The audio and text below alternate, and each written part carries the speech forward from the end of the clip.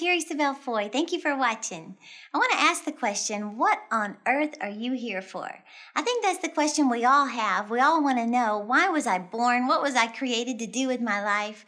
Well, I just want to answer a few of those questions today and just help you discover what you're supposed to be doing during your time here on earth. You know, the Bible actually says in 1 Corinthians 7:7, each person has his own gift from God. One has this gift, another has that. Well, I want you to notice that it doesn't say some people have a gift or most people have a gift. It says each person has a gift from God. In other words, you have a special gift, a talent, a uniqueness, an ability that God expects you to use during your time on earth. And the thing is, you don't get to decide your gifts and talents. You discover your gifts and talents. In fact, in Timothy, it says, stir up the gift of God that is within you. Again, notice it says it's already in you. So you have a gift, you have a talent that's on the inside of you. You just may not realize that it's a gift. In fact, when I began studying this for my own self, I began to realize things that gifts and talents are things, so many times they're things that come so natural to us that we don't think they're gifts. We just think, no, surely this isn't a gift. Anybody can do this. But that's not true. You have a uniqueness about you that separates you from other people. And a lot of times it's things that come natural to you or things that bring you joy. You know, God actually leads us by the desires of our heart. Those things that you enjoy, that you gravitate towards, those are indicators of your gifts. In fact, I love this story I was reading about a guy named Gary Erickson. Now, he said he worked at a bicycle shop making bicycle seats. And he said he loved the outdoors. His dad taught him to be adventurous, to be outdoors, so they were always riding bikes. And I'm talking like hundreds of miles they'd ride on these bikes. Well, he said he also loved baking. And he said one morning he's sitting in the kitchen with his mom, little Greek mom, and she would make these Greek calzones, and he loved them. So she taught him how to make them. Well, he said he's sitting there eating these delicious things, and all of a sudden he had this idea. I bet I could sell these things. So he said, here I am working at this bike company. I'm making bicycle seats, but I'm going to start a bakery. Well, he couldn't stop working at the bike shop. He had to keep working there to fund the bakery. So he said it was kind of comical. He said, I'm baking at night and I'm installing bicycle seats by day. Well, he said one day he's out riding with a friend, and they're doing like a 175-mile ride. Well, while he's out there riding, he said back then there was only one energy bar out, and it was disgusting. He said he packed 6 of them in his little backpack, and he had already eaten 5 of them. He said he gets up to the top of Mount Hamilton, and he pulls out that 6th power bar, energy bar, and he's thinking, I cannot eat one more of these things. I think I'm going to throw up if I eat one more. Well, he said we just kind of thought of it as like the dirty pill that you got to take to have the energy. So he said he looked at that and he said, I can't do it. So he says, let's go to 7-Eleven. So they're heading down the hill, get to 7-Eleven. As he's going down the hill, he just had this idea. I bet I could make an energy bar that tastes like the good stuff I sell at my bakery. So he said the next day he calls his mom. He said, Mom, we're going to make energy bars. She said, what's an energy bar?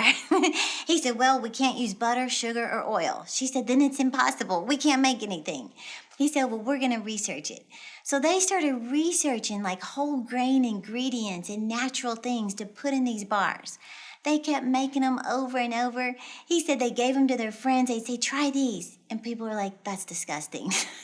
He said they were terrible, but they kept doing it. And he said we had to talk ourselves into this many times saying this idea is going to work.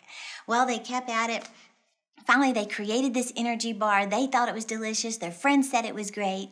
And then they had a graphic artist design this guy like climbing up a mountain to just kind of symbolize the climb and adventure and going to the next level. And he said, but I needed a name for the bar. So he said, I'm driving over the bay in San Francisco, and all of a sudden he thought, my dad is the one who taught me to love the outdoors. He's the one that made me adventurous and riding bikes. I'm going to name it after my dad. Well, his dad's name is Clifford Erickson, so he named it Cliff Bar. So he said he combined his joy for bikes and his joy for baking and created the Cliff Bar. Well, when you really think about that story, you think, he used his mom's recipe and his dad's name, and it became one of the most popular energy bars in America. Well, he combined using those gifts, things that came natural to him and things that he enjoyed. Well, you think about people like Oprah Winfrey. She loves talking to people. She enjoys that. Tiger Woods loves playing golf. Will Ferrell loves making people laugh. My husband Rodney, he loves video games. He owns an arcade company. Well, think about the things that bring you joy. What do you love to do? Do you light up when you have an opportunity to plan a party? Maybe you just start thinking of themes and decor and table settings because you love doing that. Well, maybe that's a gift that God's given you and you're supposed to have your own little business on the side or a full-time business planning parties. See, gifts are things that come natural to us, but also things we enjoy. You may enjoy coaching. You're always looking for opportunities to coach somebody or to coach little teams. It could be decorating. Maybe you light up when you see an opportunity to take an ugly, outdated house and turn it into a showcase. Or maybe it's marketing and social media.